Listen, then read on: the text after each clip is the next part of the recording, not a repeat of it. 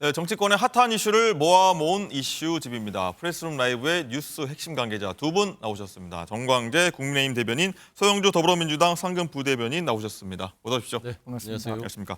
첫 번째 이슈로 바로 들어가 보도록 하겠습니다. 첫 번째는요, 저희가 정치 아이돌이라고 정해봤습니다. 정치권의 무슨 아이돌이냐 하실 것 같은데 한동훈 법무부 장관 얘기입니다. 지난주 금요일에 보수의 심장이죠. 대구를 찾았는데 그 인기가요, 아이돌 못지 않았다고 하는데 그 영상 먼저 저희가 보고 오겠습니다.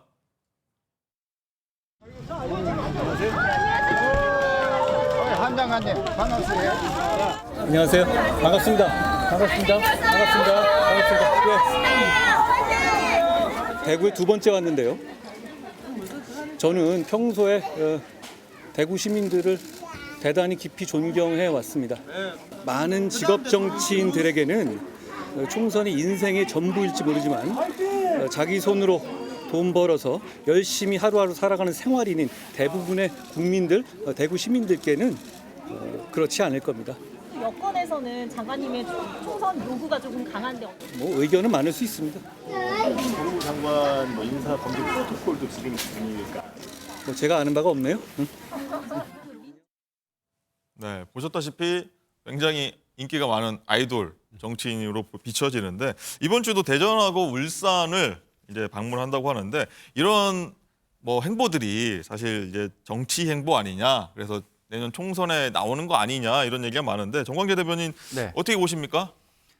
최근에 한동훈 법무부 장관이 전국 뭐 여러 지역들을 순회하다시피 다니는 것 맞습니다. 그런데 법무부에서 설명하는 것처럼 법무부에서 마련한 범죄 관련 시설들 이런 것들을 방문하고 있는데 워낙 그 한동훈 법무부 장관에 대한 정치적 관심이 높아지다 보니까 이 부분 뭐 정치 행보라는 해석이 나오는 것은 당연하다고 생각합니다. 네. 사실 정치인들은 개인 본인의 생각보다 다른 사람들이 그 사람의 행보를 어떻게 평가하느냐가 더 중요할 수도 있거든요.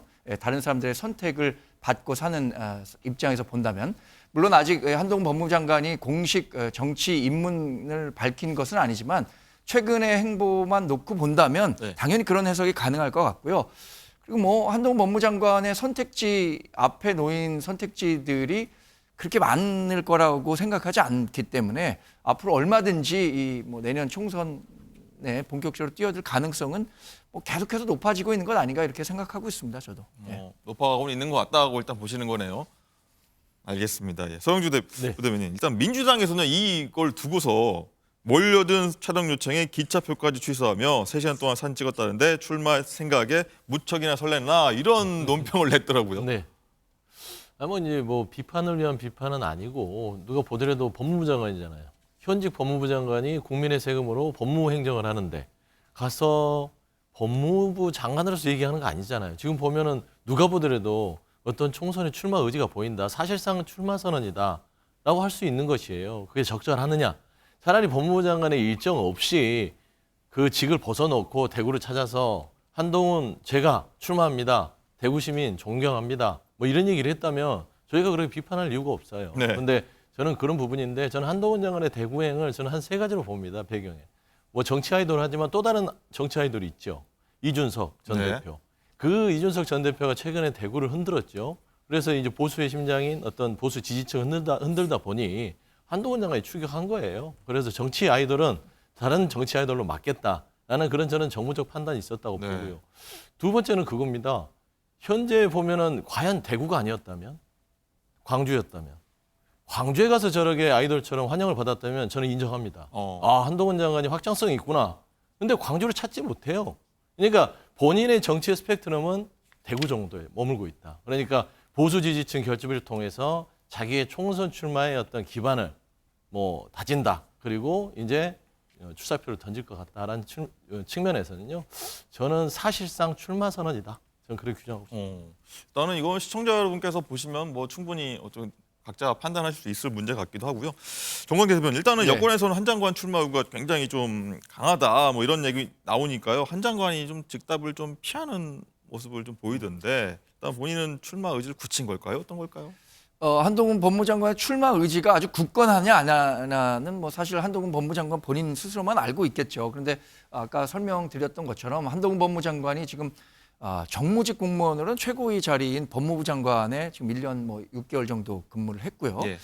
그다음에 이제 앞으로의 행보가 무엇이 될 것이냐 그렇게 생각한다면 정치적 행보, 그러니까 선출직에 나서는 것 외에는 다른 대안이 없다고 생각합니다. 그렇게 생각한다면 한동훈 법무부 장관이 굉장히 기꺼운 마음으로 정치를 하는 게 저는 더 좋을 거라고 생각해요. 이게 뭐 등 떠밀려서 하는 정치보다는 내가 정말 역사적 소명과 국가에 대한 헌신 이런 것들을 약속하는 차원에서 적극적인 모습으로 정치 행보를 보이는 게 만약에 앞으로 실제로 총선에 출마하고 정치인으로 변신한다면 그런 과정을 거치는 게 좋을 거라고 보고요.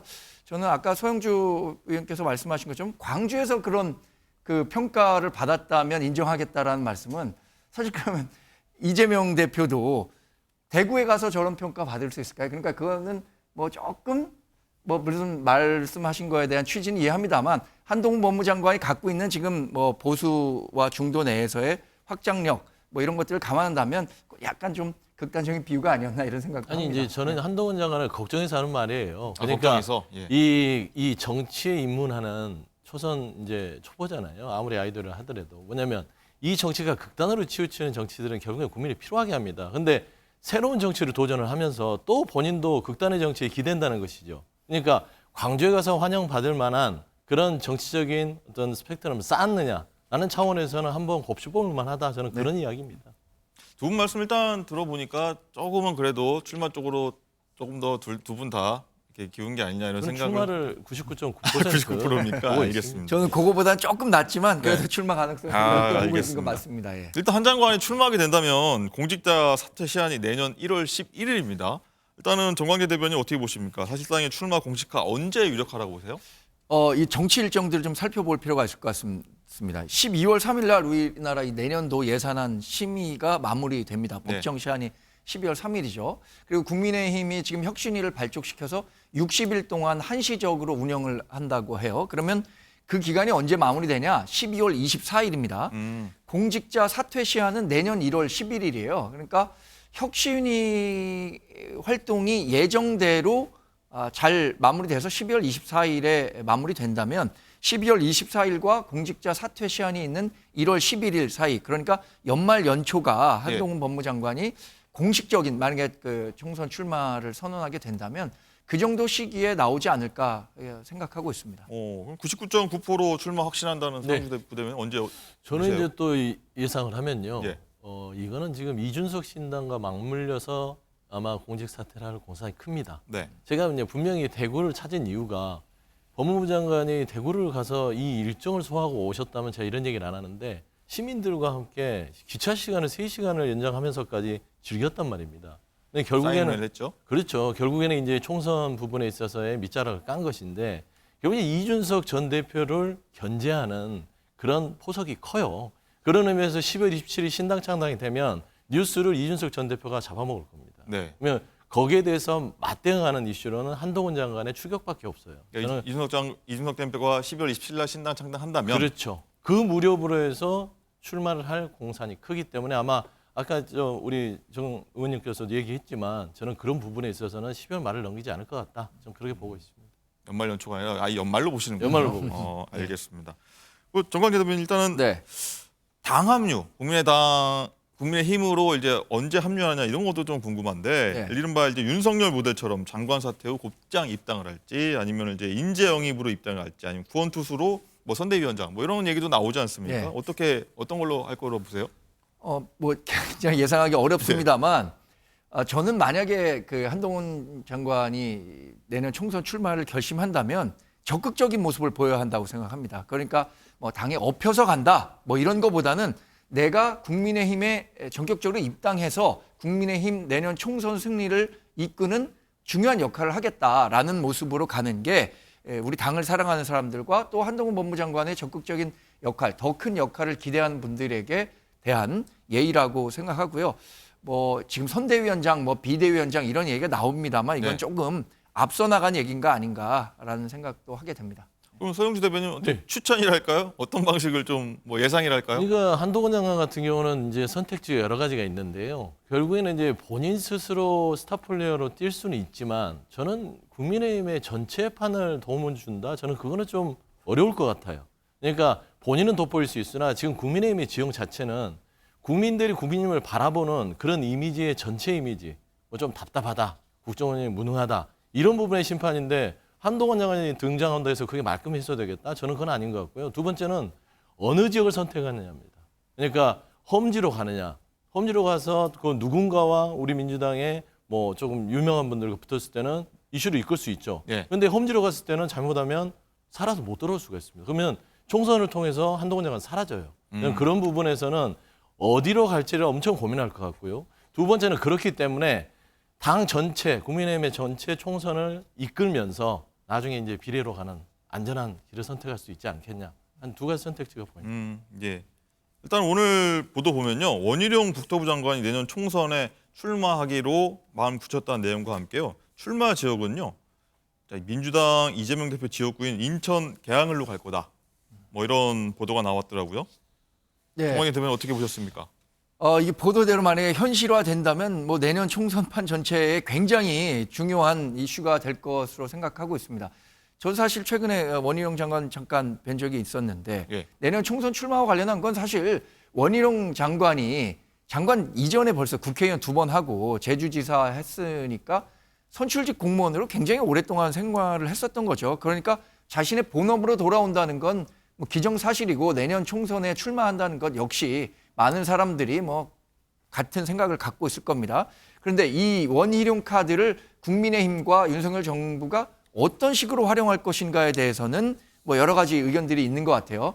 예를 들어서 경기 북부 취약 지역인데 고향을 중심으로 나가서 큰 선거를 이끌어야 된다라고 하는 분들이 있는 반면에 예. 지금 얘기처럼 뭐 이재명 대표와 일합을 겨룰 수 있는 계양을로 가야 되는 것 아니냐 뭐 이런 거에 긍정적으로 답변을 했다고 하는데 원희룡 장관이 이제 당선 가능성과 자신의 상징성과 이런 것들을 종합적으로 고려해서 특정 지역을 선택하지 않을까 저는 그렇게 생각하고 있습니다. 계양을이라고 이렇게 못 받기는 아직은 좀 이른 시점이다. 아직은 이렇게 이르다? 평가합니다. 알겠습니다. 그리고 소영주 대변인 네. 일단 성사되면요. 이재명 저격수라고 사실 원장관이 불려왔지 않습니까? 굉장히 뭐 빅매치라고 할까요? 네. 저격수라고 보기는 힘들고요. 일타 강사? 양평 고속도로 방어자죠. 아. 본인 자칭 일타 강사를 하는데 일타 강사는 안 된 것 같고요. 좀 미천이 드러났다고 저는 평가하고 있어요. 근데 이제 원희룡 장관 같은 경우 이재명 대표 우리 민주당의 대표를 찍는 이유는 있지요. 본인은 대선을 꿈꾸는 사람이에요. 그러면 본인의 몸값을 대선급으로 올려놔야 됩니다. 그러면 대선급은 이재명 대표밖에 없지 않습니까? 그러면 뉴스에 모든 관심을 끌 수 있고 또 상대도 대선급이기 때문에 여기에서 일합을 겨루면 향후에 있을 차기 대선 주자로서 본인의 몸값을 올릴 수 있다라는 차원인데 저는 실현 가능성은 없을 것이라고 보고요. 저는 말씀한 대로 이제 경기 북부에 본인이 공들였던 신도시 부분들 이런 거를 발판으로 해서 아마 고향 쪽을 타진하지 않을까. 저는 거기가 조금 더 현실적일 것 같습니다. 뭐 그거 지켜보는 것도 한번 재밌는 관전 네. 포인트가 될 것 같습니다.